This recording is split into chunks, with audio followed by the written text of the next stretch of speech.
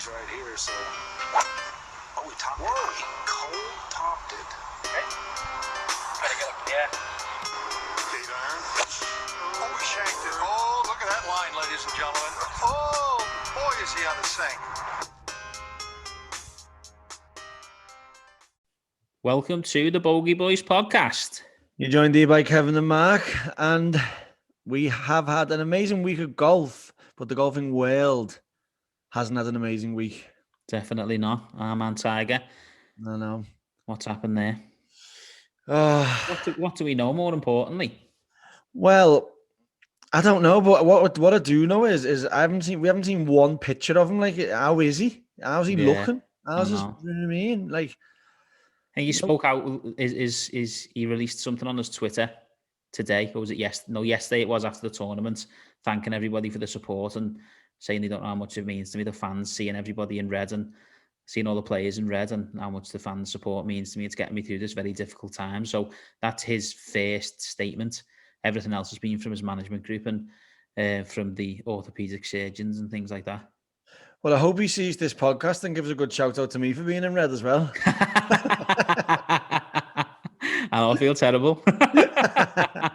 She's got my grey hoodie and my grey hat on. No, but it's terrible news, isn't it? I mean, when it first broke out last Tuesday, we were in total shock, weren't we? You see the wreckage and you think the worst, don't you? I'm still waiting for it to be an April Fool's or something. Like, it's like I'm still waiting for someone to say, "Oh, he messed and now he's sweet." I know. We were so excited for him, thinking, you know what, he's going to be back for the Masters, and we get to see Tiger again. Well, he was playing with Dwayne Wade, wasn't he, on the Monday? Yeah, well, yeah. He was. Well, I don't know if he had. Like, again, there was no pictures of him hitting shots or nothing, but he was walking with clubs in his hand. It was an exciting. I got excited. Yeah, definitely. Yeah. Is that you, my lord? Total turn of events when mate, the Monday to the Tuesday, yeah. Not half. But I've seen a few things, but it's a dangerous. It's a very dangerous road that where he was, and I've seen a few a couple of reports saying he was a bit disgruntled when he was leaving the hotel and things. So he might have been speeding, but then I've also seen that there was no brake marks on the other anywhere to be seen. There was no brake marks, so he's like veered off and flipped and. Yeah, he hasn't had time to react at all. So you don't know. You don't know when anything else is speculating in it, but that's it. The main thing is that he can still be a father to his children. He can still, he's still because when you look at an injury like that, although there's serious injuries to his legs, you can think of the head damage as well. If he has a knock on his head, he couldn't be the same. He mightn't be the same person. The trauma to a brain trauma or something like that. Well, they don't bring the jaws of life out for nothing, do they? To pry you out the car or cut you out the car. They said they haven't used that now. Oh, they haven't used it? Fake news, yeah. Oh my God! You just he said it was an axe. The fireman used an axe to get him out. Initial reports were that he was using the jaws of life, but then it was confirmed that wasn't the case. Well, there you go. You just don't. That's why you need to see him. Yeah, that's why we need to be seeing him. Like, usually, like, I know it's Tiger Woods, and we've all seen from the Tiger documentary what sort of information can be bought, and where the reporter found he found like the tampon of the girl and all that, and they're buying it off him so they can buy footage and not get it released, like, because he's powerful. But you'd think someone would have some sort of body cam footage or a picture of Tiger in the hospital or just some. Do you know what I mean? Like something. I think further down the line, once we know the extent of his injuries and how serious this is going to be for his comeback, there'll be something out there. But yeah, I think quite rightly they're keeping that under wraps, aren't they? And put a little, I know what you're saying, a little picture in the bed with him, with a thumb up or something, just to make sure he's all right, to make sure we can see him. It's interesting. I've read a few articles and we've been following the story quite close, haven't we? Multiple fractures is what they're saying, double breaks, and obviously we're not orthopedic surgeons. Is that what it is? I can never pronounce that word. Orthopedic. I don't know. Orthopedic. There we go. A guy, Bill Mallon, this former PGA professional, he's is quoted as saying, an American footballer, Alex Smith, sustained similar injuries and had a number of complications with his, and he ended up having a total of 17 surgeries. Why did this fella? Who's this fella? What right has he got to comment on things like? Well, you're going to make me say that word again, but he was a former PGA professional turned orthopedic surgeon now. Where did he find the time to be doing that and then switching careers? I know, yeah. I know. Soon as maybe he missed a lot of cuts, I don't know, and spent his weekends reading a lot of books. I don't know much about him. I just know that he's a former tour player turned orthopedic surgeon, and he said that he's been asked a number of questions, and he said assuming the leg heals without infection, because that was one of the main worries, is that any soil or dirt or anything that gets in the wound, there's a high risk of infection. So the fact that they got him into surgery straight away was a massive deal. Right. So obviously, providing there's no complications with the actual leg and that heals without infection, you've also got to consider the other fractures, because he's got pins in his foot and his ankle to hold them together as well. So his conclusion of the matter was that he thinks he'll walk again, he thinks he'll play again, and he maybe will even compete again. But you got to give it at least 12 months. So, but he's not working on target, is he? This PJ fella? No. Well, thank God for that. We need someone who's been doing it since birth, really, don't we? Not some standing. Standing PGA Pro, yeah. No, but I think the comparison against the American football was good to show that how complicated these type of breaks are. He's got a bar in his leg now, targeted in the read. And has he ever had any? Wouldn't have had no pins or bars, would he? Off his other surgeries on his left. The only knee injuries that we remember was back then. I think they were just normal surgeries. There was no replacements or anything. No breaks or nothing. It's just torn ligaments and things. I don't think there's ever been actually breaks. Could be wrong. We could fact check that, but. I think it's just a long, drawn-out wait. So did that American footballer play American football again? I don't know. I didn't look into him specifically. I just pulled out the But he had 17 surgeries after it. It's not messing about that, is it? No, not messing about. And as an American footballer, one of the...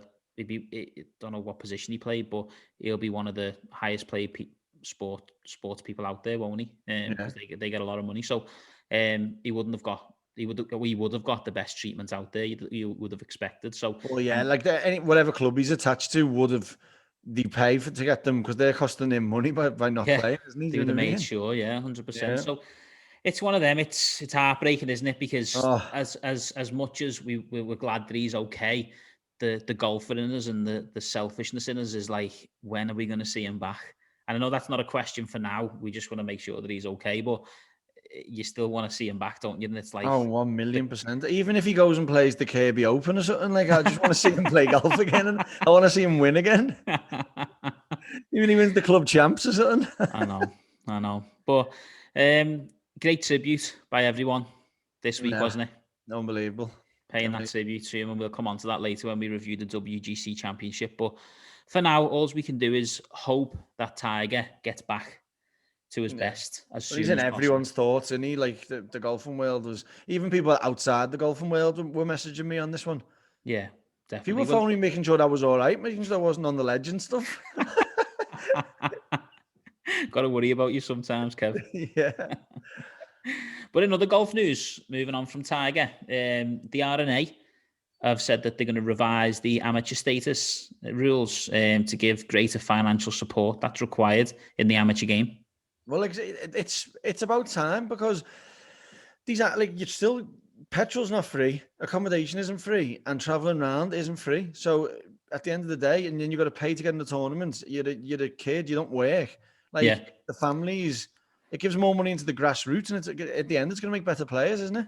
Well, it does, and it's not like a team sport where if you're an amateur football player, you're in with a team, so the club will pay for everything at that lower league, like grassroots football. So if you played for Everton Football Club, for example, at the under 12s, 14s, 16s age, everything's paid for by the club. All your travel's paid for to and fro. You've got the practice facilities, you've got the top coaches, all paid for by the club. But an individual sport like golf, they don't have that help and support. It's literally the financial burden is on the parents, it's on the family members. Exactly. And if you do get help elsewhere, then you're breaking the rules for the amateur game, and potentially could get banned from the sport. So it's stupid. Remember the stupid Tiger Woods one where Who was it? Arnold Palmer or Arnold Palmer? Talking about Arnold Palmer, we got the invitational this week, haven't we? Yeah. He paid for a meal for him. I think it's $20, and he accepted it. He let him pay for his meal, and the NCAA at the time suspended him for a week to show that they were doing something. Suspended Tiger from playing for a week, and Tiger's not come out and said this, but sources close to him have said that that's one of the reasons he didn't complete his full 4-year college degree and turn professional. Obviously, other factors like the money that was getting thrown at him from Nike and Titleist and things like that. But 60 millions knocking about and stuff. Yeah, that's obviously got something to do with it. But he was really annoyed with the politics of it all and how. Yeah, then so what year is that then? 96, 95, 96, and it took till 2021 to get that changed. That is ridiculous. Well, the NCAA rules are even more stringent. I mean, I think the rule in you can't pick up prize funds of over £500 or something in the RNA and the English game as an amateur, but in the NCAA in the college game, you can't get no help. But again, if you're in an NCAA college school, then that's going to be paid for and provided for the majority of the time by the college, your travel, your coaching, everything. That's why the college setup is so good. And you see a lot of players graduate from the college setup straight into the Corn Ferry and then onto the PGA Tour. The likes of your Schefflers, your Morikawas, even the English lad doing over there, Fitzpatrick, and done it. Yeah, well, exactly.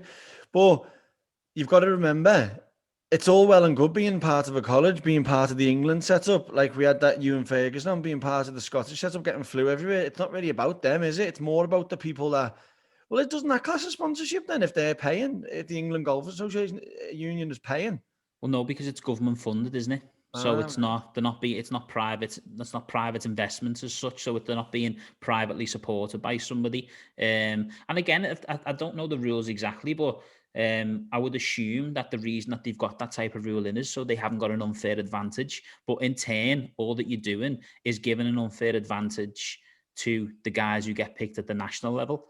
Exactly, yeah. So it's something that's been that we've been crying out for a while in the amateur game, I think, because if you want the best players in the amateur game who are not in that England setup and don't have that financial support to be travelled around the world or the Scottish setup or wherever they are, you do need to allow them to get some financial support in order so they can fly to Australia for the Australian amateurs, so they can fly all around the world to play these big amateur events.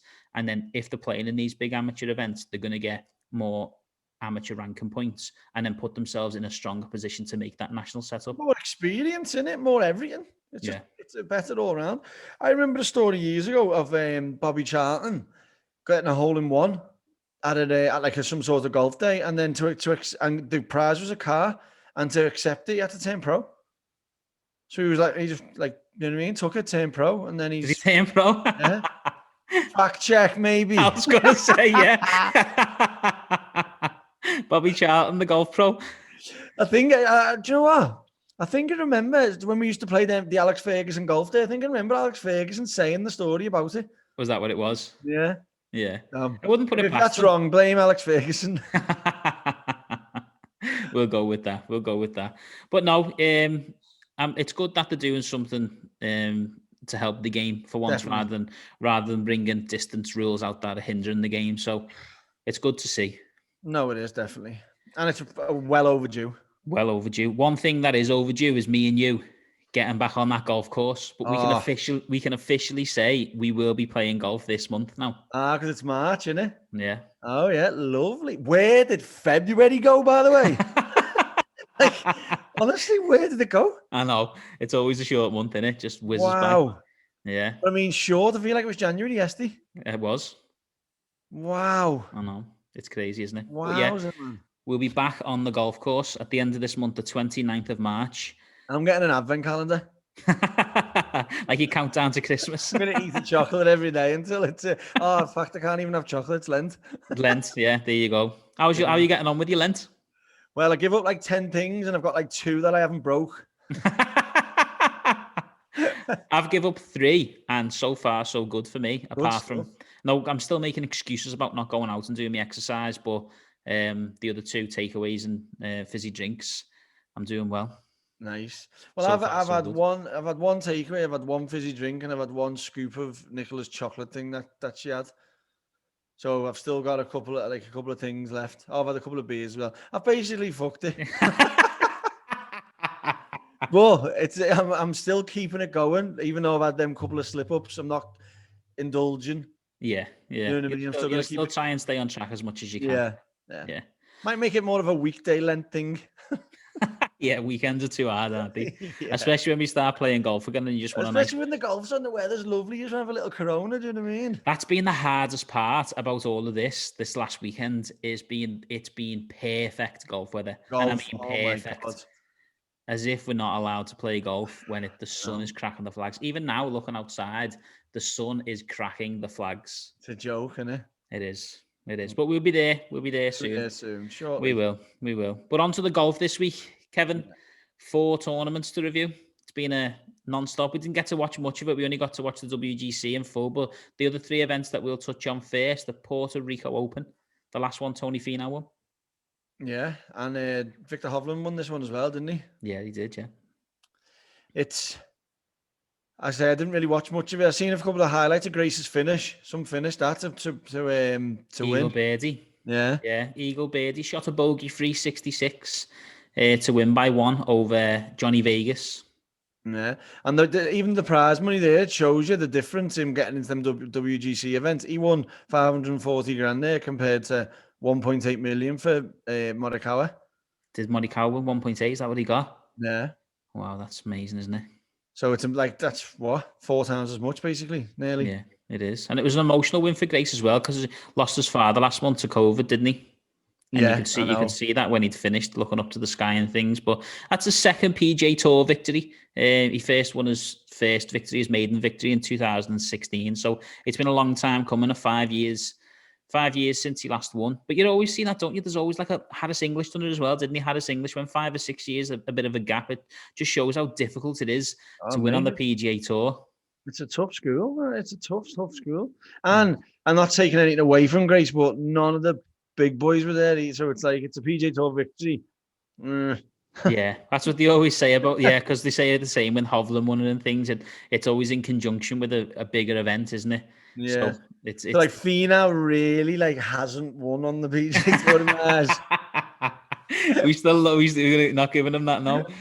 I thought he was coming at it this weekend again. We'll come on to it, but he just. I feel a bit sorry for Jonathan Vegas. I like him. He finished second. He finished second in Puerto Rico. Yeah, he did. Yeah, boss seems like a boss man, doesn't he? He does. Yeah. Well, they're former President Cup partners. Them Johnny Vegas and Brendan Grace. Yeah, sick. Yeah. So it was good to see. Little 1 and 2. Little 1 and 2. Yeah. So flying the international flag on the PGA Tour. Yeah.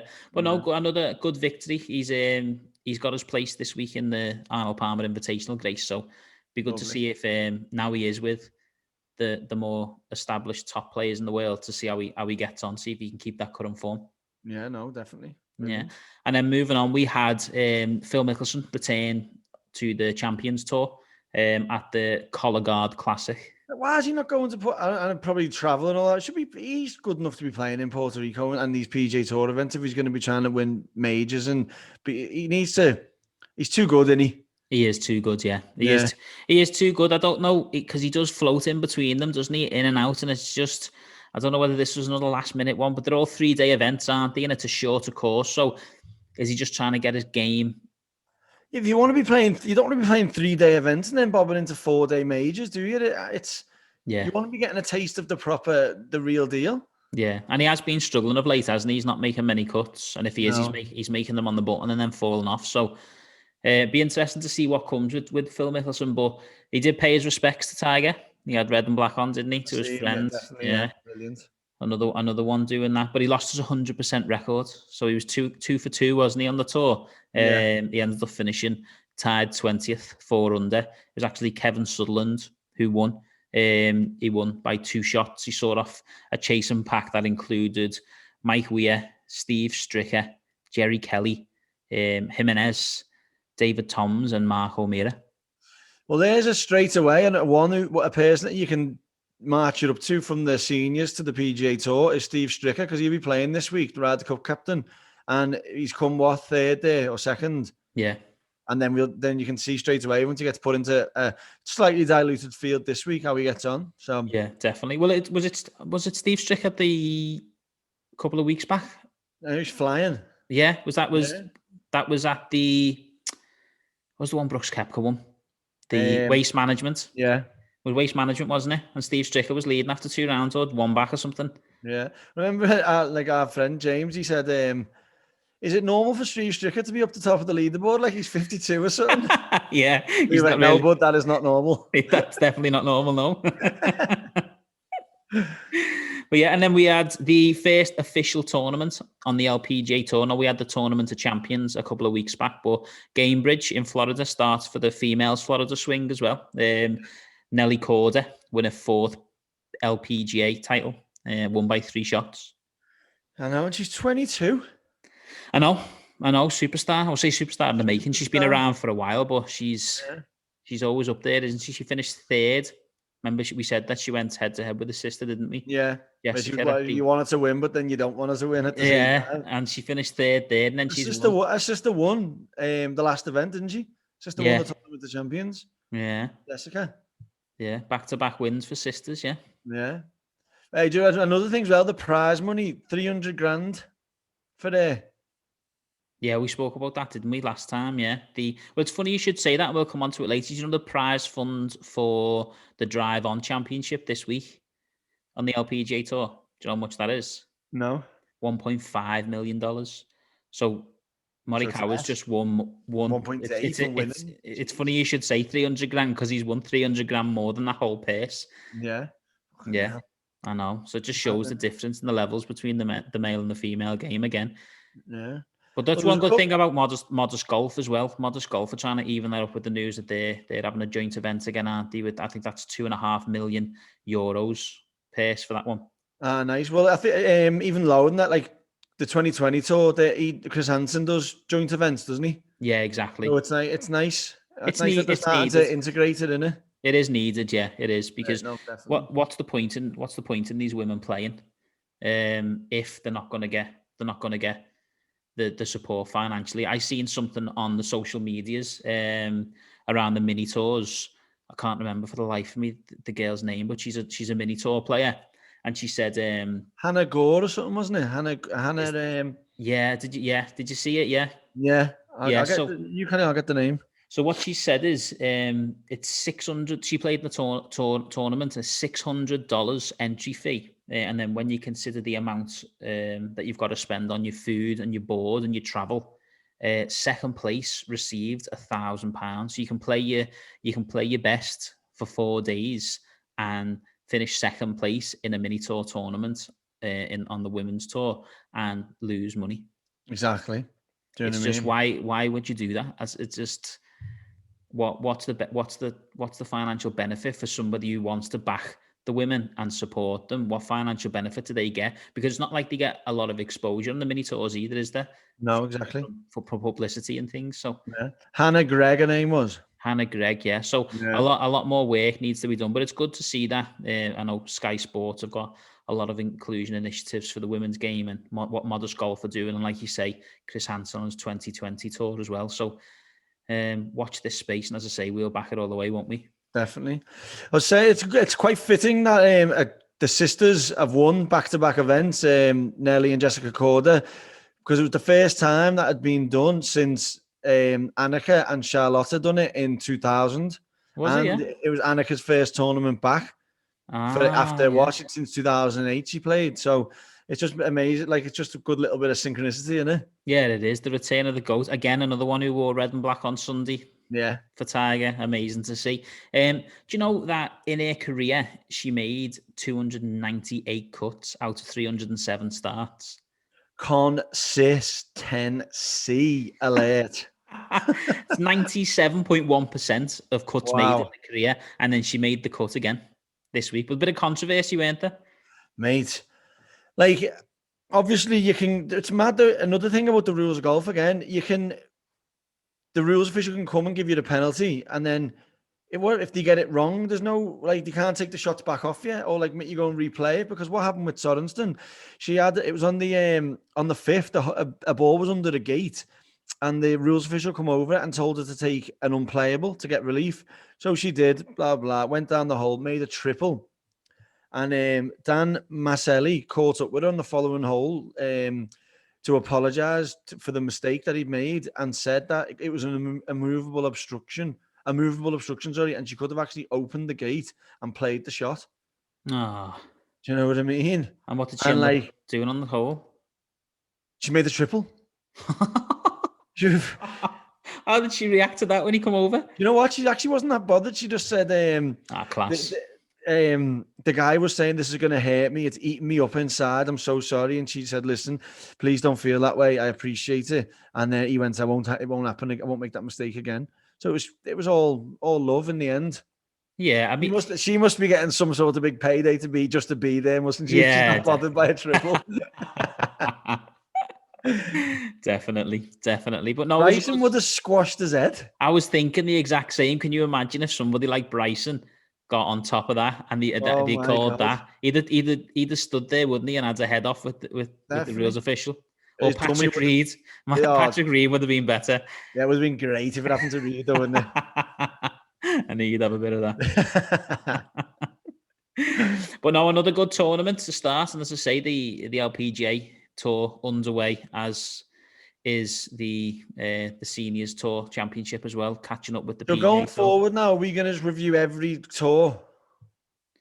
I think so, yeah. I mean, we don't have to go on for so long, but we'll just see what people think. A little touch on it. I mean, yeah, with the LPGA Tour. I suppose with a podcast, we give out golf news, don't we? So why wouldn't we? I think this week's a bit different because we've had 2 PGA Tour events and we've had the Champions Tour event as well. So there's 4 tournaments. It wouldn't normally be this many, but we'll primarily focus on the WGC event, which we're going to now. It's going to be great when the Euro Pro's back, Challenger's back, Corn Ferry's back, Symetra Tour's back. We'll need 2 hours. I take a wobble after an hour, don't I? So I don't know how that's going to go. But yeah, 47 of the top 50 players in the world were there this week. WGC event. I did make. I was vocal about it, wasn't I? I don't like the format. Yeah. The tournament did surprise me. I really enjoyed watching it, but I still think the format needs to change, man. Mate, you've got to earn your stripes. You can't just be Jordan. You just want Jordan Spieth in it, but he's top 16. Well, he's not in there. Unlucky. Yeah, I just think he wants to go, and why doesn't he go and play on the Australian tour and try and get top 2 and get into it? There you go, exactly. You open that field up, then you get the top 5 from the Australian tour can play, or the Australasian tour, and then obviously the top 5 from the Sunshine Tour, and so on, the Asian tour, the Japan tour. You get the top 5, and you give them more people opportunity, and then you can stretch it out to the top 70 in the world, and then Big Jordan gets his chance, doesn't he? Yeah. Well, you know what? You can the format is shown in the attitude of the players off course, I think, as well. And I don't know if it's because that they were in Miami as well, and Florida, and there's no restrictions. But I just seen the buzz on social media with after the round, Neiman was skateboarding around and just seemed buzzing with a few mates and stuff. Your mate Bobby McIntyre was flying around ice cream parlors and driving around the cities and stuff. And I just thought there was a different feel because it's guaranteed money in it. You come last and you guaranteed money. Yeah, it is. I know what you're saying. And again, that goes back to the format, doesn't it? Of how serious these guys taking it. Obviously, a WGC event, everybody wants to win it. But after day 1, if you're 3 or 4, so take Tommy Fleetwood, for example, 3 over after day 1, and the leader was it 7 under, leading 8 under after day 1, maybe 11 shots back. The likelihood is you're not going to win that tournament. So you're going to get a payday. How serious, and I'm not saying Tommy does this, but how serious is a player going to be taking the rest of the event? Every shot's another couple of thousand, isn't it? And the money, he's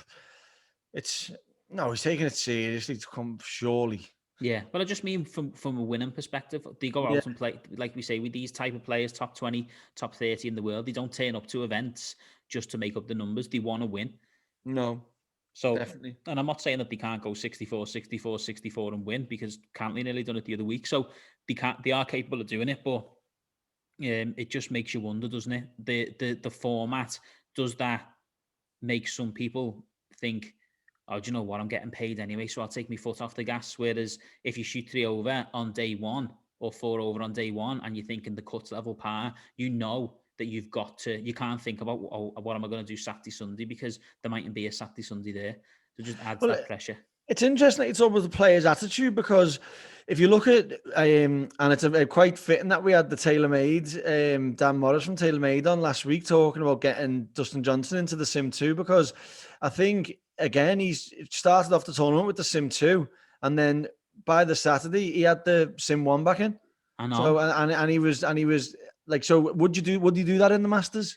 Would you do that in a major championship, swap equipment mid-round? Like, or would he be testing at that sort of level? Like, it's, if you guaranteed money, I know it doesn't matter to Dustin Johnson really, but yeah, no, but you're right. The attitude of the whole tournament felt different, didn't it? Well, the more tournaments DJ plays the way he has the last couple. I mean, top 10 last week, so it wasn't terrible. But the 5 over, I think, did he finish on the event this week? So it's not the DJ that we're used to seeing since COVID, the return since COVID lockdown, really. Yeah. DJ's completely dominated, hasn't he, and being world number one, and everybody said that, but we're just starting to see a few vulnerabilities in his game now, aren't we? And I don't know whether that was just because these last 2 courses have been difficult courses. Yeah. Tee to green. If you're missing certain shots, certain ways, in certain places, then you're going to get punished for it, and that showed this week. And the good thing about a cut as well is that if you are having a bad week, like for instance Dustin Johnson there, when it comes to Saturday, he's out practicing. So really, that Saturday to him, I think, is right. I've missed the cut. Let's swap driver back to my old driver, and we'll go and practice the next 2 days, and just treat it as a practice. It seems, you know what I mean? Because I don't know, it's. Well, this goes back to this again. I'll say it again, and I don't want to bore people, but this goes back to the format, doesn't it? Mark Format Lachlan. I'll leave it there on the format, because we'll move on from the format. But no, I get what you're saying. Yeah, it's again same example as I gave about Tommy before. If he's 2 days in and he knows he's not in a position to win the tournament, is he going out for the next 2 days to trial? Because it's Ryder Cup year. He knows that he's going to be in that Ryder Cup team. It's going to take a miracle for him not to be in that Ryder Cup team. So he's not looking at FedEx points and looking at ways to get into the Open and to qualify for different tournaments. He's already in there. And this format, it just takes away the opportunities on a Ryder Cup year for somebody like a Spieth to get those. Yeah, I see what you mean. I don't want to keep thinking about the other opportunities. Yeah, exactly. It's not just about winning. It's about getting more points, FedEx points, getting more money behind you. And yeah, again, you play well at these type of events, then it can set up the rest of your season. Well, look, format or no format, take nothing away from Collin Morikawa. Wowza, what a boy! Who is he? Just being like born out of Tiger? Like, what is going on there? I'd never seen someone as composed on a Sunday as the boy. He just didn't miss a shot, did he? He didn't blink. He didn't off blink. He didn't miss a shot. He was still going for the par 5s in 2. There was no laying up about him. He was going for the 12, not a bother on him. He was just literally no fear, and he was chasing birdies, wasn't he? He wasn't so composed, wasn't he? There was nothing about his game. Which the only shot that I seen him hit, which was a bit of a safety shot, was that bunker shot on 18, his second to last shot of the tournament, where he just played the percentages and just went, I'll take a bogey here, I've got a 3-shot lead. But that was the only conservative shot I seen him play on that Sunday, especially back 9. It was just going for everything, wasn't he? You mean his chip from the side? He didn't go in the bunker. Yeah. Well, that speaking of from personally, because you had the Bogey Boys bet on, didn't you? Yeah. That was a heart and mouth thinking, why does he give himself a 20-footer for the money, basically, wasn't it? Does he not know that we've got a bet on? We need this par to go in, otherwise we don't win the money, and then we can't give away the driver. Yeah. Hey, but no, look, talk about keeping your composure. I didn't keep me composure when I seen that chip there. I was like, what are you doing? Hey, but look, 18 months into your PGA Tour career, 41 events, 4 wins, a major, a WGC, 24 years of age. Like Doherty was saying, it's hard to say the next Tiger, but their next target. You've got to back them, haven't you? It's all about their majors, isn't it? You be compared, obviously 8. I think with the way the golf game is now and how the quality of players that are coming through, you're not going to see another 82 wins. I don't think. Well, once you've got one major, you're flying then, aren't you? I think major. I think he can definitely get double figures majors, yeah. And you'll always be compared, won't he? Definitely. But do you think 82 PGA Tour wins? It's hard to see, isn't it? It is, especially given the talent. But Collin Morikawa was just proof, and we speak about it all the time, that it's not just about a bombshell. Hey, but you got to remember, I bet you all the oldies were saying Sneed's 82 will never get beaten. That won't happen. And then this young kid comes out of nowhere and like, yeah, they come, don't they? They come. Yeah. Records are there to be broken. Yeah. And I don't see anything in his game which would say he can't go to win 10 times a year. No, exactly. Well, I've seen that he's not the longest, is he? Well, no, that's it. That's what I was going to come on to now. A few stats from the tournament. He was actually 60th out of the 72 players in the field in driving distance, 285 yards. See, that's it. I seen he went up to Justin Thomas, like when he first come onto PGA Tour, and was worried about his swing speed. And Justin Thomas just said to him, "Listen, mate, how did you get here? How have you got yourself here?" He's like, polish what you've got. Like, don't try and like reinvent the wheel sort of thing. Just get on with it and do you and keep going. Focus on your strengths. It's amazing. And he's took that on board. Yeah, it's amazing, that, isn't it? That's good to see, definitely.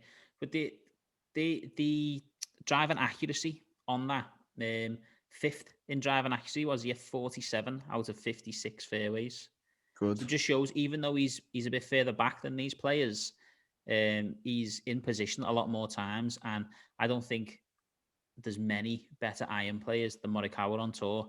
No. And I think you can't underestimate what it means to be an iron player, because there was a lot of 200, 180, 170 yards into the holes, into the greens this week, wasn't it?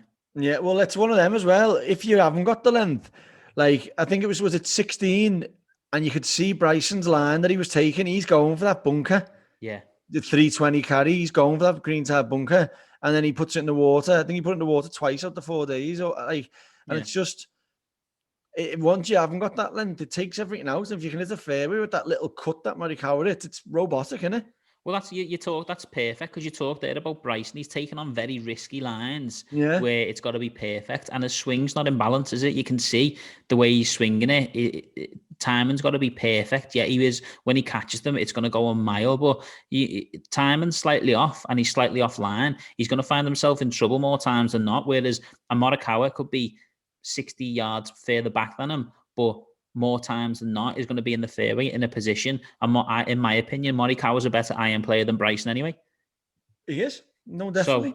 So it goes to show, because of those 47 out of 56 fairways that he's hit, he was second in greens in regulation. He hit 56 out of 72 greens all week. And we know how fiddly that course was. You miss it in the wrong position. We were seeing 7s and 8s everywhere, weren't we? Oh, it was. There were so many triples and doubles, but then there was so many hole outs as well. It was such a strange course.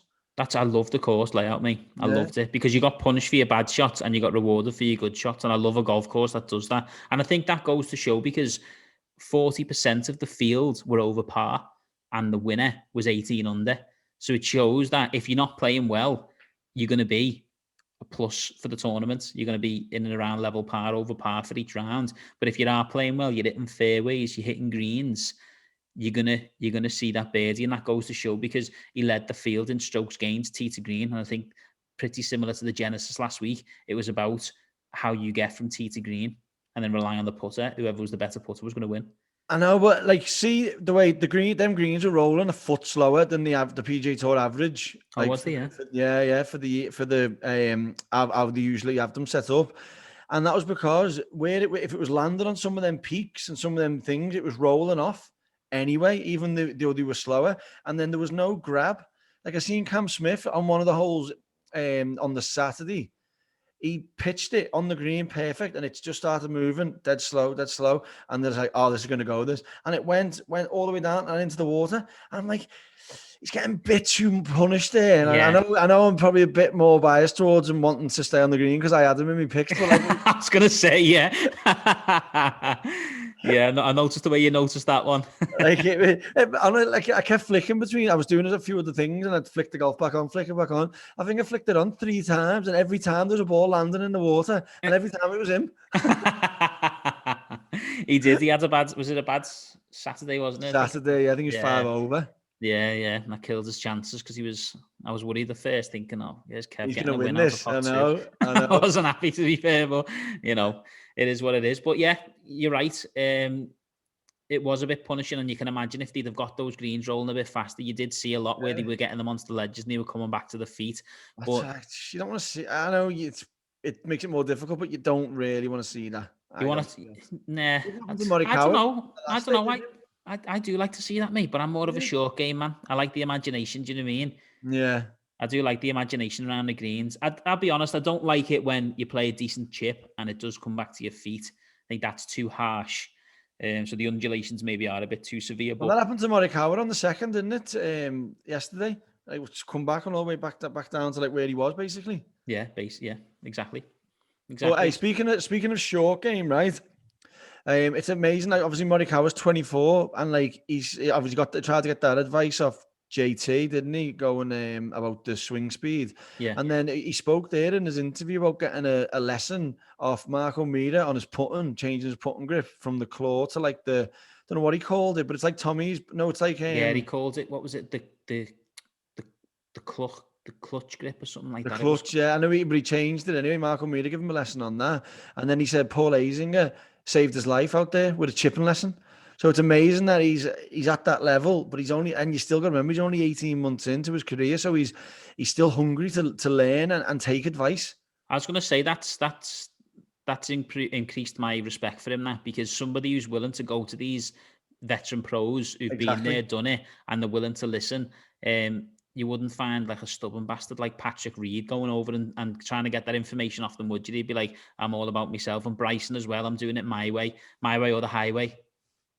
Yeah, do you know what's a funny thing about Patrick Reed? When he comes straight out of college, you ever remember him saying that he's a top 5 golfer in the world? No. He come straight out of college saying he's a top 5 golfer, and then everyone's like, and he got real flack for that.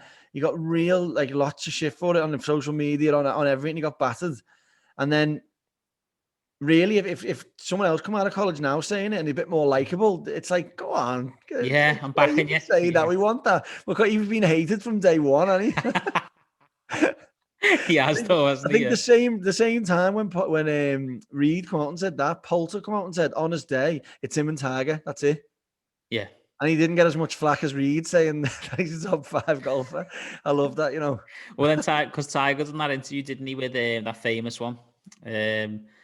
What's his name? The guy who done the interview with. And he goes, "You'll learn at the end."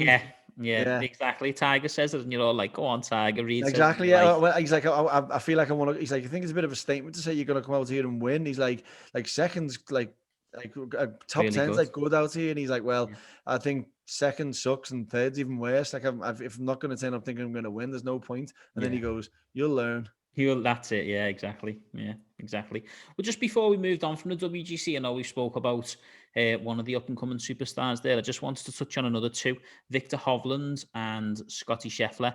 Both fought it out for Rookie of the Year. Scheffler got it last year, Rookie of the Year on the PGA Tour. But again, similar statistics to Morikawa. Just 2 standout moments for me for both of them, which has probably cost them the tournament. Firstly, Hovland making it 8 on the 9th hole on day 2.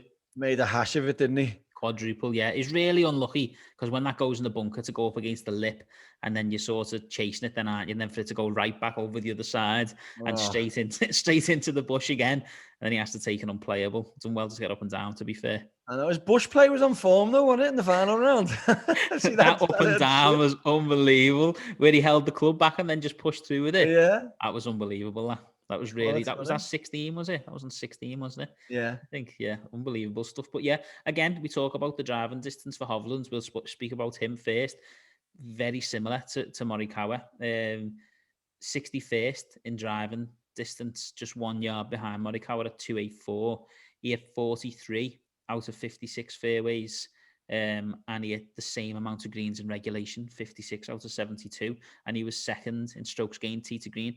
So again, it just shows you from tee to green, he comes second in the tournament, didn't he? So, and he's second in strokes gained, and then Morikawa comes first in the tournament, and he's first in strokes gained tee to green. So there you go. Yeah, it shows it was that type of tournament. And again, Scotty Scheffler, it was that on 16 on the final day, he was in contention. He knocks that tee shot into the water and makes a double bogey. yeah. Again, but driving distance is a bit different. He hit it a bit farther than those two.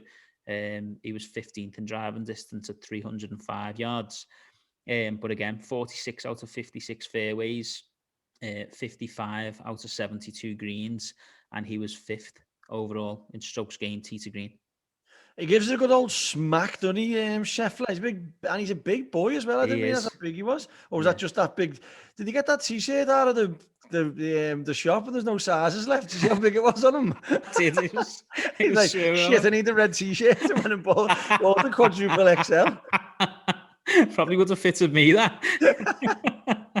I was actually going to say, did you lend them it? But I didn't want it. Oh yeah, but no, I think when you talk about the change of the tide, obviously we had that when Justin Thomas came through with Dustin Johnson and Jordan Spieth, and they all come through together. Fowler, Fowler, and then the I think this. It's obviously, they've been around and they've already winners on tour and major winners in Morikawa and stuff. But I just think that these are the next crop coming through and they're going to dominate the game, I think, over the next couple of years. Especially when you consider how good they are from tee to green. And they're not chasing distance. Well, it doesn't seem to be chasing distance. They're just playing the game for what it is. And it's a lot more to it than just distance, isn't it? Yeah, well, like we've said it every week, twice since we've been doing this 6 months, this podcast, twice as the longest hitter won. Yeah. Well, this week, one of the shortest. Exactly. There's only 12 people with the shorter distance average on them. Exactly. So but it's an unbelievable tournament. I hope to see this on the calendars more because I really enjoyed it. I know what you're saying about the undulations and it can be quite difficult and things, but I did really enjoy the fact that... No, it was, I'm not saying I didn't. Mine was more of a Cameron Smith thing. A bit bitter that you didn't get a few more points on the order of merit. Hey, what did I say last week, though? I said, I wonder if they'll keep the tournament at this concession and in the Florida swing, and I bet you they do. They'll have to now. They'll have to now because it was quite successessful. And it was quite successful. Else did I say? What did I say about Morikawa? As soon as the fans get back, he'll win again. Quite the opposite, Kevin. Quite the opposite. When the fans come back, he will never win again. Mark my words. What am I talking about there? I had no idea what you're talking about, mate. You've got every right to go and look for a new partner there.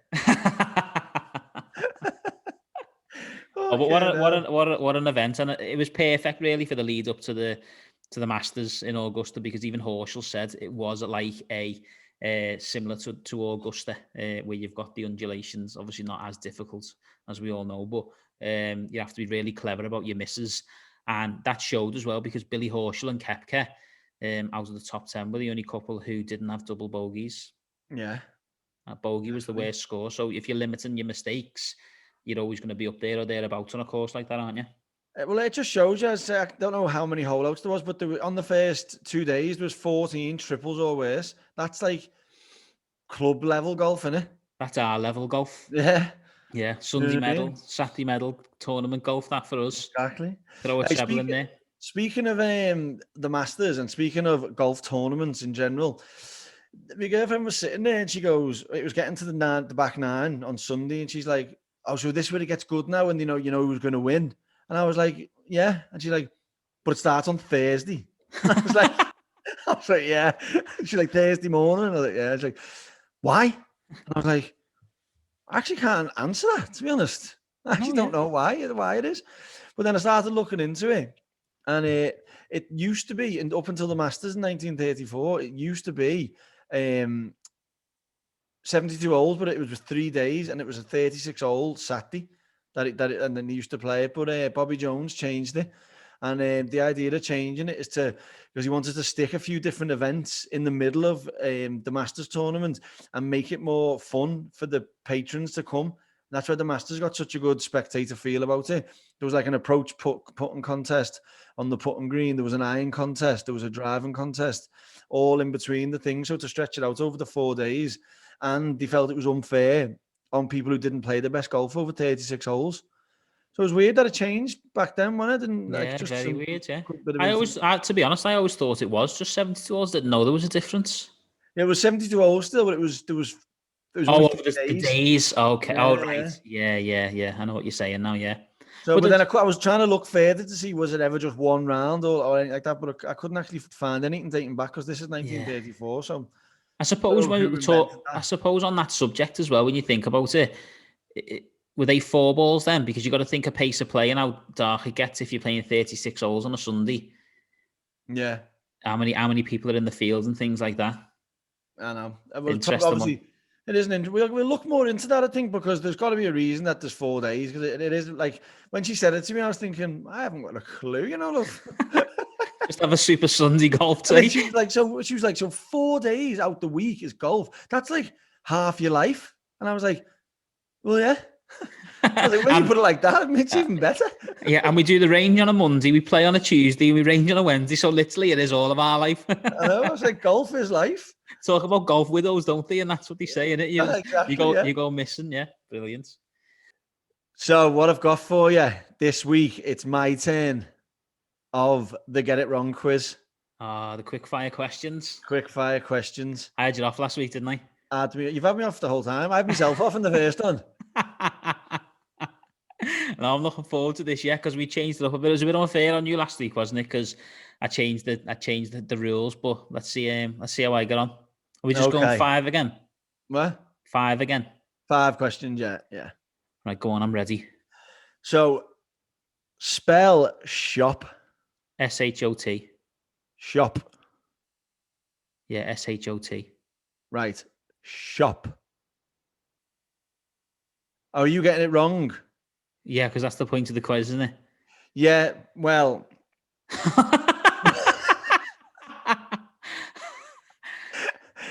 Right. Oh, but it's got to be relevant to a shop. Basically, what I've done is I've done this thing how to trick someone into getting the wrong answer. I just don't know how shop's relevant to golf and how it's relevant to a golf shop. Do you mean? Right. Name a golfer that has won with double L in the name.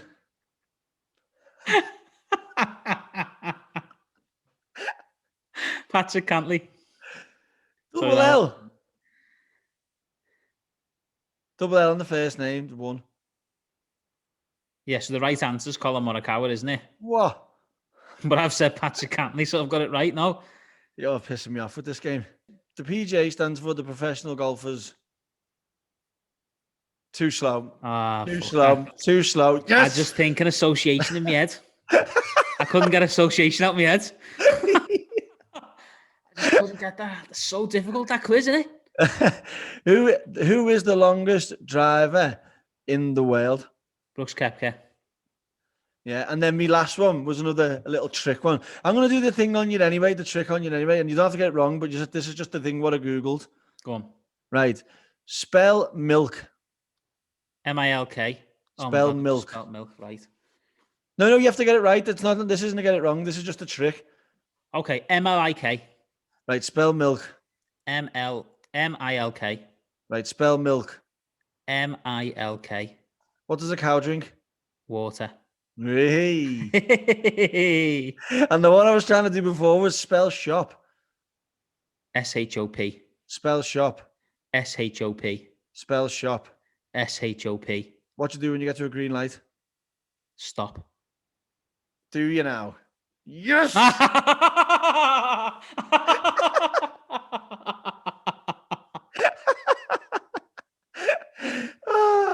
So what I done was I Googled like how to make someone get the wrong answer. Them two come up and I thought, right, he's fucking getting it with them. And then I set off there and you were like, shot. And I was like, oh, fuck.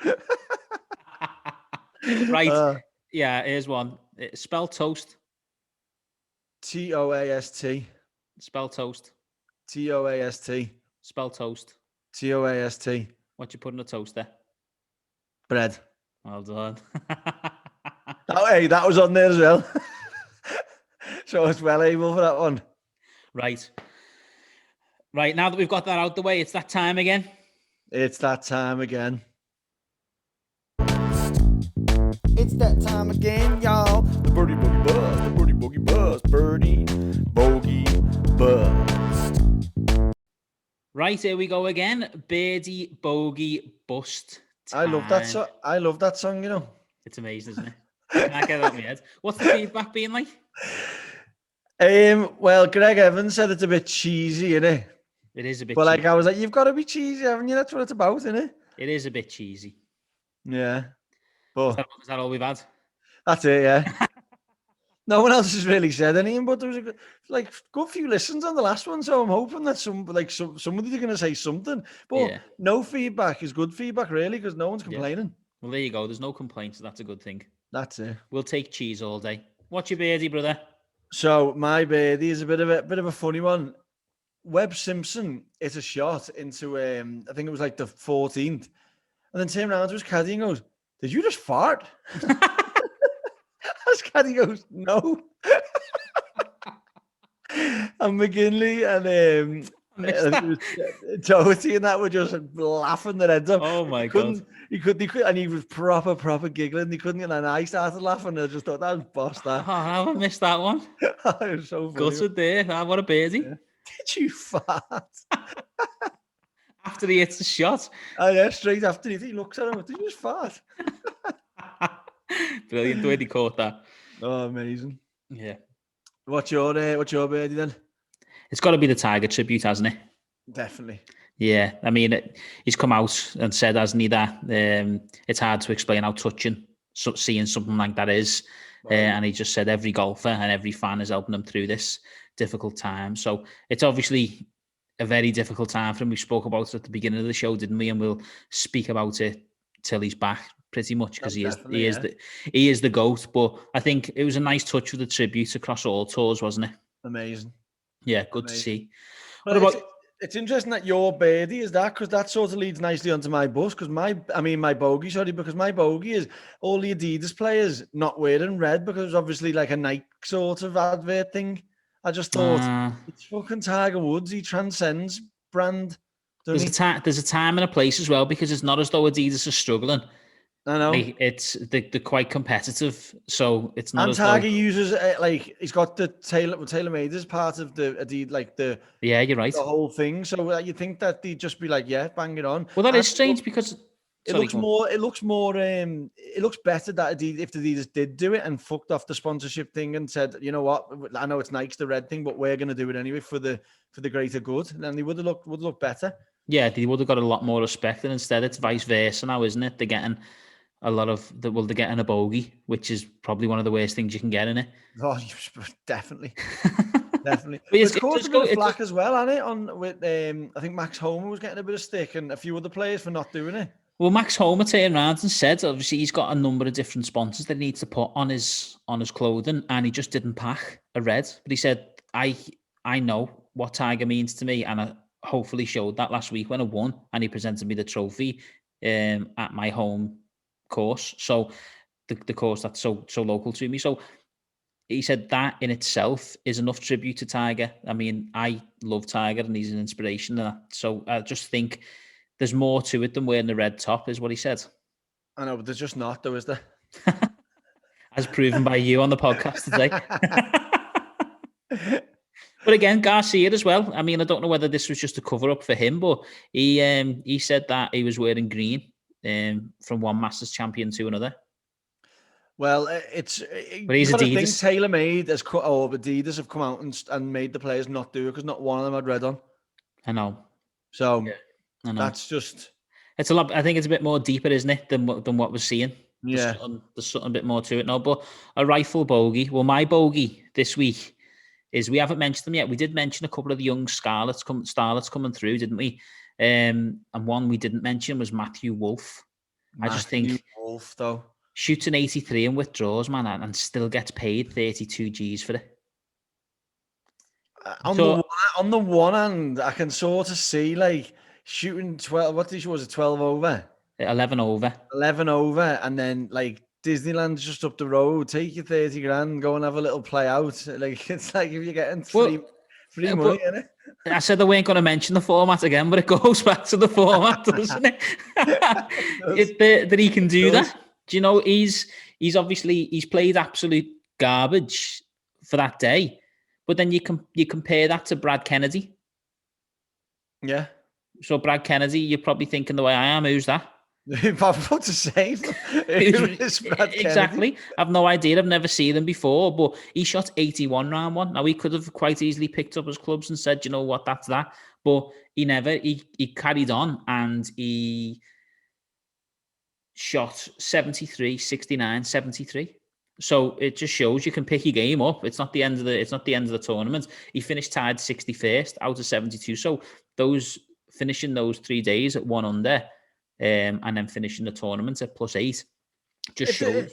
If there's no actual real medical reason for you to drop out, you're fully fit and healthy and you can play the rounds. There should be like David was saying that he backed Matty Wolf in the Bogey Boys Order of Merit, and then he's backed him in the bookies as well. The first time he's ever even uttered Matty Wolf's mouth words out of his mouth, like he's never said the words. And then all of a sudden he withdraws. He's getting -20. He's lost money.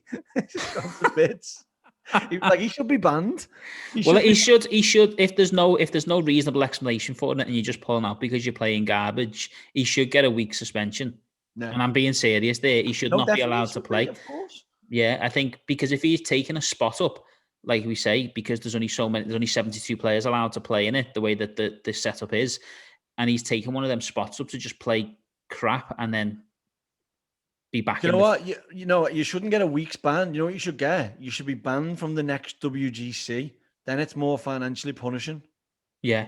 Or you should give your money to charity. Yeah. Pay your caddy and then give the rest of the... Because why should he take a check? Is it because he's earned his right to be there? So he's earned that check? There's that argument as well. It is. That is. But that's me. I don't understand why you want just fake an injury. You know what I mean? Say me wrist's fucked or something like. Well, he could have faked that his eyes were sore because did you see that putt? I know. And he knocks it over. Yeah.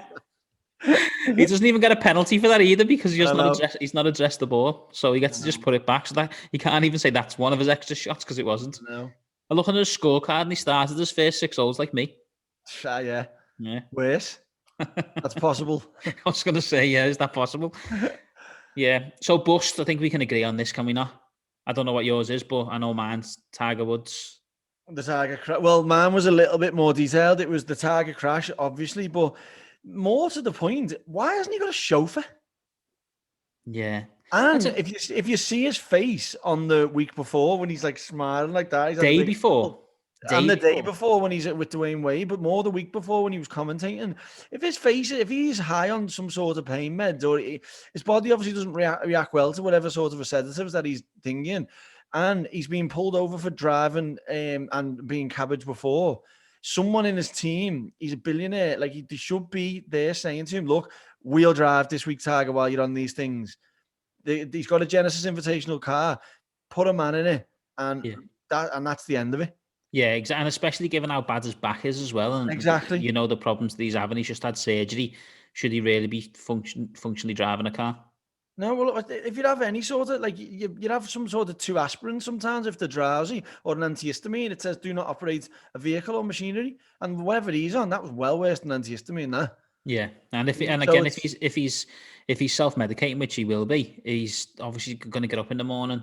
But they have said, haven't they, that there's no signs of any of that. So it's a strange one. You can't speculate, can you? How can there be no signs when there was clear signs on all over every video and every picture you've seen where he looks wellied? On the Genesis on the Sunday when he's doing, and even with Dwayne Wade when he's playing that golf on the Monday, he's like he's big heavy head on him. Yeah, you're right. Yeah. So man's just space now. I get Tiger's team not looking after him properly when he's got things. Because as soon as I seen it, you're like, get him a chauffeur. Yeah. Shouldn't be driving. What if he refuses a chauffeur though? What if Tiger's stubborn where he says, no, I like to drive, put my music on and I want to do this? The police. No, because you're not allowed. It's illegal to drive on them sort of meds. It's surely to God. Yeah. No. I think that there should be someone in his team that should be a bit more on top of him, that is looking after him a bit more. Yeah, no, I agree. I agree that we don't know the cause of the accident. We don't know what's happened, but if there could have been preventable measures in place, you're going to be gutted, aren't you, to think this all could have been prevented. But then you don't know whether that's been offered to him and he's been like, no, fuck you. I'm gonna do what I want. I'm Tiger Woods. All right, that starts the rumor mill then as well of like, is he sneaking around again? I wonder how many birds turned up to his bedside.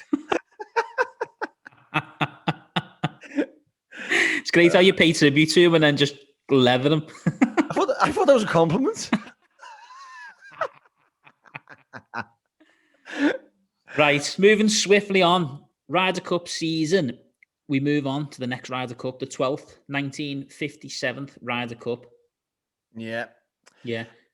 First one in a while for the boys as well. The GB boys winning it. They did, yeah, they did. But I think there was a bit of method to that because I want to mention a name, Sir Stuart Goodwin. Have you heard of him? No. So doing a bit of research on the 1957, and I honestly believe that this guy and this Ryder Cup was the start of the beginning for the rise of the Ryder Cup the way it is today. And I'll explain why. So, obviously, as we know, we've reviewed them up to now. The USA have just walked away with them all, and we've spoke about the GB team changing the way that they pick the players. And again, they do that again this time, and I'll come on to that. But Goodwin financially supported this event. He gave £10,000 to the PGA. And then with the money that was received from the gates that week, which was just over 16k, it was the first time that this tournament was a profitable tournament. They made £11,000 in profit. Nice. So, by the time they pay his 10 back, they've only made 1,000. No, but I think this is the point. He's obviously gave that 10k, and that is, he's a businessman from Yorkshire. He's not a golfer or nothing. No, not a golfer. He's a business. I can't remember for the life of me what he done. But he's a wealthy businessman, and he obviously just wanted to support it. And then he gave additional money as well to the R&A. I think it was the R&A to support the Walker Cup as well. So that £10,000 that he's given, then you'd think that would spark ideas in the head to think, you know what, there's money to be made out of this Ryder Cup if we do it right. And no coincidence that the next time the Ryder Cup was over in Great Britain in 61. So obviously 59 it goes back to America, and then 61 it comes back to Great Britain at Royal Lytham St Anne's. There's no coincidence that that was when the format was completely changed to the 24 points. Ah, right, nice. Yeah, so nice. Yeah, so they're putting a bit more trust in the youngsters in this one. I noticed. I know I always like to talk about the ages. Couple in the late 20s, like Peter Ellis. Couple in the early 30s. The average age is dropping a touch. Yeah.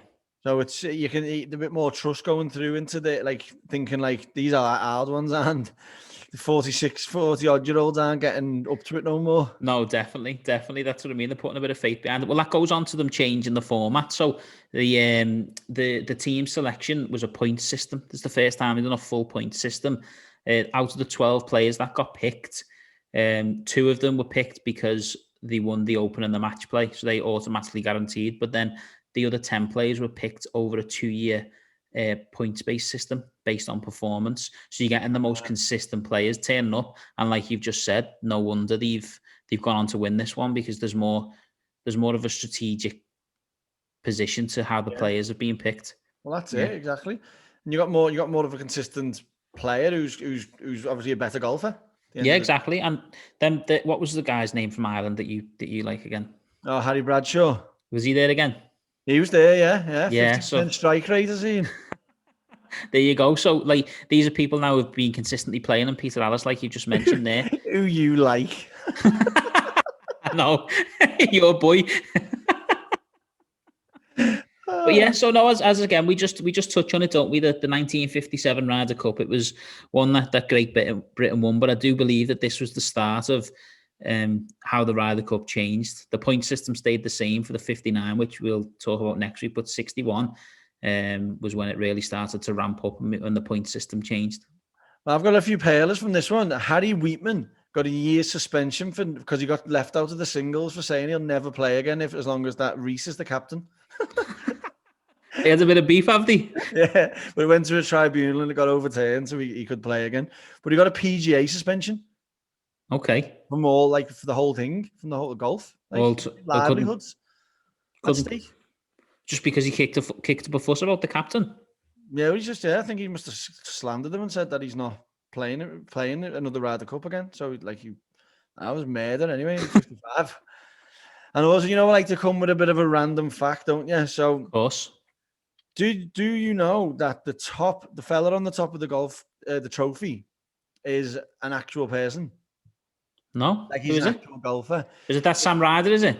No. It's Sam Ryder's golf coach, Abe Mitchell. All right. Yeah. So there you go. Have that one. There we go. Are we fact checking that, or is that legit? You can fact check it if you want, but you will find that it is a fact. Fact of life now. Good one. Yeah.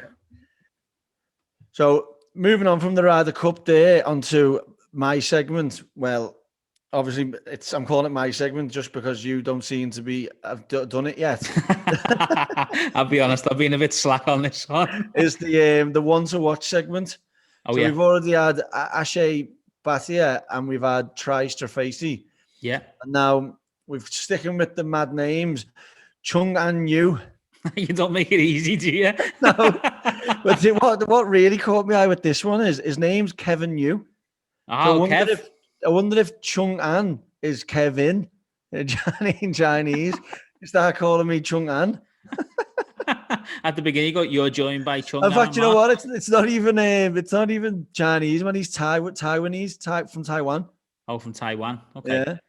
Yeah. Out of Arizona State, only Rahm has had a better scoring average from Arizona State. So he's definitely. Is he still a college student? Is he?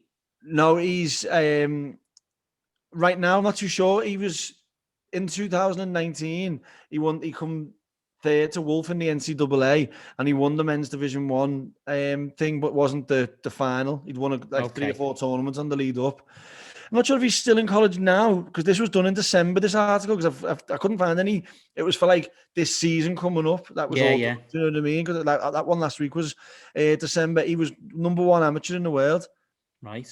So and he's won the Arnold Palmer Cup. Yeah. Which I don't know if that bodes well because remember we didn't recognise any of the names of it. And he's qualified for the US Open in 18, 19 and 20. So he's some boy Definitely, yeah. How can we not see? I've never even heard of him. Well, I think he must be still amateur. Right, yeah. But he's still amateur as of December. So that's the sort of what I wanted to try and find is amateurs that are definitely cemented to be coming on through to the. So he could be one to feature us in 2022, but it's just good for the listeners to be like, wow, I remember him off the Bogey Boys podcast. No, definitely, yeah. Well, do you know what's good about that? And I need to do that a bit more as well because you seem to be on the ball with it. But I watch a lot of the NFL, the American football, and college football is massive in America. Yeah. So would they always do a draft every year? So what they'll do is they'll get to they get a selection of how you get to pick your draft, and they get to select a player from the college. So the up and coming players, they get selected to become part of the NFL team. So it's important as an NFL fan to know what's going on in the college route, so you know who's coming. So it all bodes well. I think it's brilliant that you're bringing this into the podcast because then it is. It's great. As soon as I seen that, Akshay Bhatia having an interview, and I thought, you know what, we need to get looking at who's going to be bursting through and start making a few predictions and stuff, but a few bold statements. Yeah, about these players. Let's beef this segment up over the coming weeks. Definitely, I'm liking it. I really am liking it. Yeah. Well, that's it. Moving on from that, then. Big tournament coming up again next week. Part 2 of the Florida Swing, the Arnold Palmer Invitational. Back to a full field, thank God. It's what? Back to the format's back to it as well, Mark likes it. We've got a cut. and another little saving grace will shut you up. Jordan Spieth's debut Hey, playing. He's never played this tournament before. I've seen that. That's crazy, isn't it? That's crazy know. that he's never played that one I before. wonder, like, it's mad that it seems to be it's a major tournament, isn't it? Like it's a big one. Well, I'll tell you how major it is, right? The winner of this event gets a 3-year PGA Tour exemption instead of a 2-year, and it's been on the PGA list as a tournament since 1979, and it's been at Bay Hill every single year consistently since 1979. I know why Spieth is playing it. It's because he's listened to our podcast, because we know he listens, and he's scared about losing his tour card. I think that's it. I think he wants that 3-year He needs 3-year them tour 3-year exemption, job security. and then he can come on the podcast and tell us all about it. Yeah, I don't definitely. No, but yeah. Last year I was looking. There was only 4 players under par last year, and the winning score was -4. Yeah. So there was a bit of a hoolie blown last year. Yeah, it's either that or was this the first tournament back after COVID? Maybe they were all hacking it. Nah, yeah, maybe. One of them. Was it the first tournament? Because I know, or was this the last tournament before? No, it was the second to last, because they played one round of the players. Remember? Oh yeah, that's right. Yeah, but it was all weird. I don't think they had fans and stuff. It was a bit of it was one like golf was going ahead and nothing else was. Right. Yeah, I remember. Yeah, Then it was a weird feeling, wasn't it? Yeah. Didn't stop a big tittle though, did it? No, his first and only PGA Tour win. Yeah, which they don't come few and far between, do they? Like you say, with not many English people winning on American soil. So for him to do that, he's back defending. But it's interesting you talk about, like, not just English but internationals. The last 5 winners of this event have all been internationals. The last American to win it was in 14 and 15. Matt Every won it back to back. Strange stat, isn't it? Yeah, like the last 5.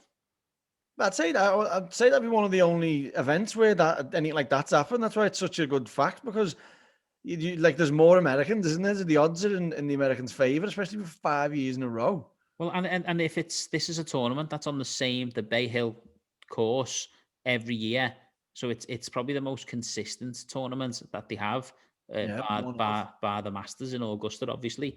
But this is, so you'd expect people who've played it year in, year out are gonna win it, and maybe that's because on the international stage, maybe they're playing it week in, week out, and they're winning it. Well, it's like when I think Tiger won it like 7 times, has he? Like 7 or 8 times, something. Yeah, he's won a lot. Yeah. And then when he was in his prime, and then he won again in 2013 on his little mini comeback, didn't he?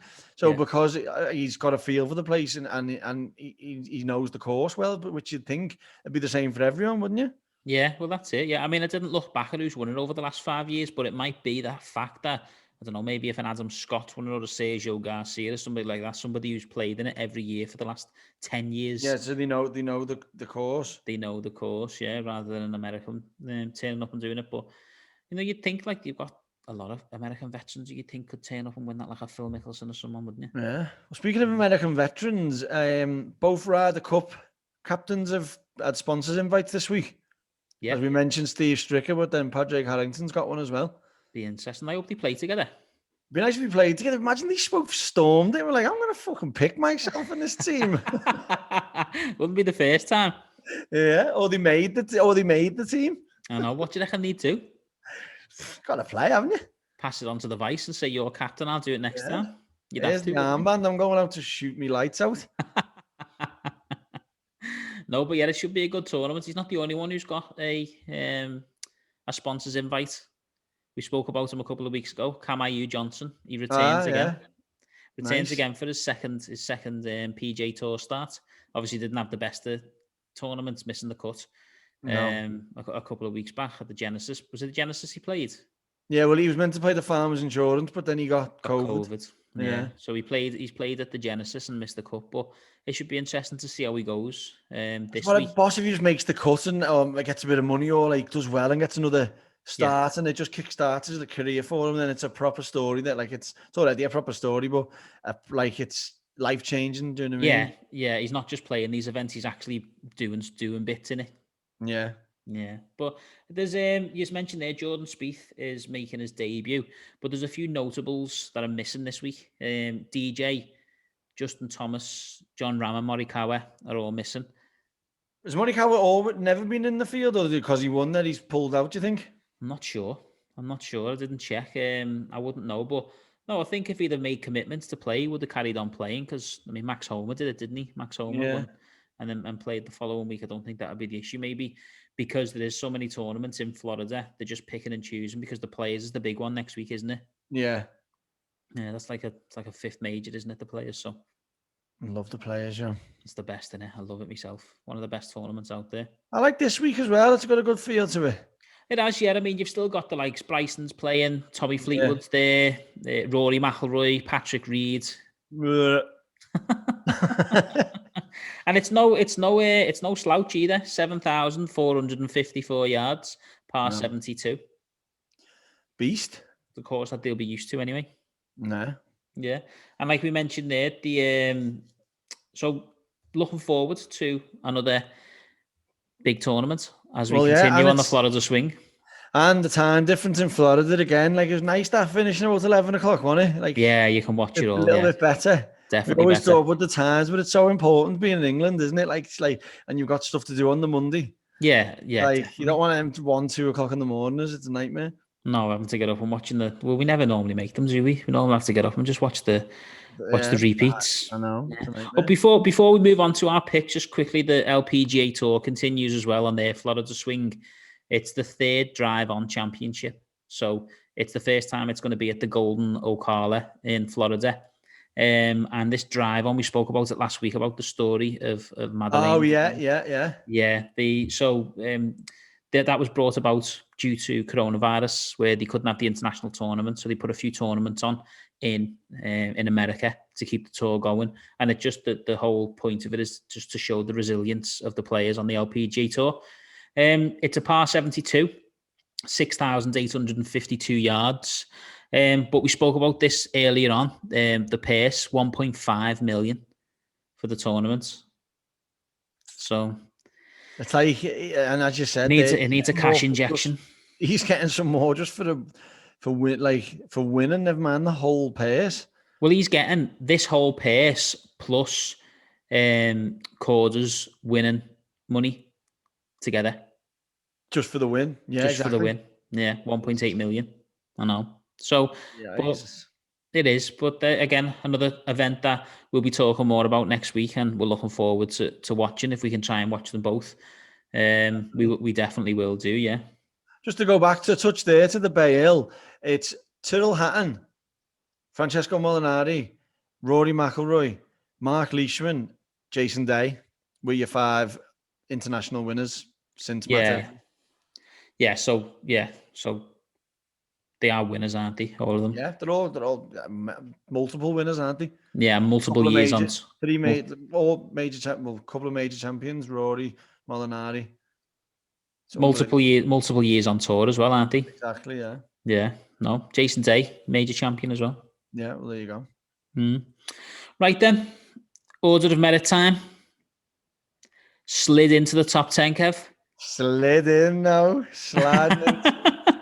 Sliding into the top 10 now with your little, was it 18 points in this week, popping in with a 30. 30, Mr. Consistent at the minute. Mr. Consistent. I've actually risen off the bottom of the leaderboard.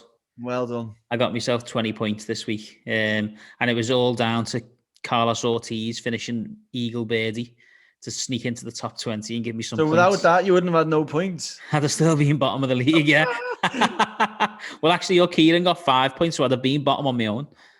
So he's looked after me this week, the Mexican at the WGC Mexico. So it was justifying him picking him for the passion. So maybe we'll go for that more often, that route. Definitely. Speaking of that, Kieran, he's actually in Florida now, going to the Bay Hill. I can't believe I missed that key nugget of information that makes me absolutely sick to my stomach. Oh, tell me about it.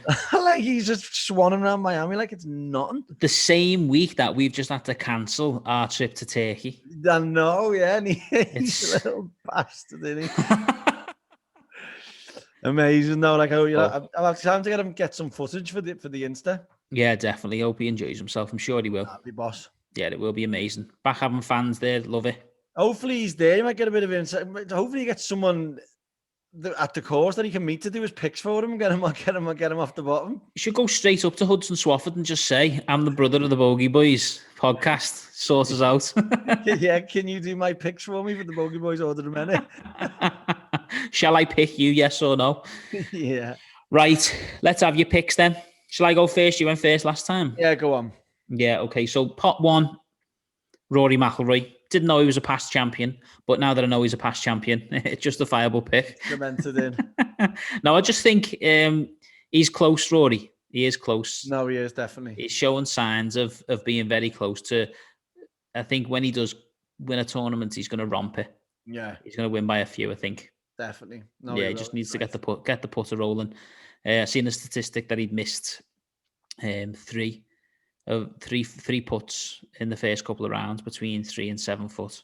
Yeah, you just they've got to be solid from that 10 foot, haven't you, to be winning tournaments these days? You'd have. Pot number 2, I'm going to give him another go, Maverick McNeely. Yeah. He missed the cut last time out at the Genesis after finishing second at the AT&T, but he's definitely a player in form. He's had a week off there to get his game back to where it needs to be. So I'm going to stick with him, Maverick McNeely, and hopefully he can bring some points home. Pot 3, going Victor Perez, man on form, really. French guy off the European Tour, starting to cement himself on the PGA Tour now. We spoke about that, haven't we? Once they get a few starts on the PGA Tour, if they do well, you see a full transition. We've seen it with Tommy, we've seen it with Hatton, and it looks like we're seeing it with Perez now. So I'm expecting big things from him. And pot 4, friend of the show, and I'm backing him because he's a friend of the show, Hudson Swafford. Ah, nice. Yeah. Nice. Yeah. Backing Hud. So if you're listening, but you know you are, Hud, good luck this week, my brother. Good luck, brother. Well, I've picked Hudson as well, so I'll do my picks backwards because I'm going with Hudson Swafford as well, obviously, because he's a friend of the show. Obviously. Another arm twister was pot 3, because we just had Chris Rice on, who's caddies for Harold Varner the third. I'm going to have to pick him now for that. Another friend of the show. A mad one that I've seen, because he's pot 2 and he's quality. Matt Wallace, I've never picked him before, so I thought I'd pick him. Yeah. That's my pot 2. Yeah. And then my pot 1, I was thinking Hovland or Horschel. I don't know what to say. You got to pick one. Hovland. I've actually wrote Horschel there, but I'm going to go with Hovland. I hope Horschel wins.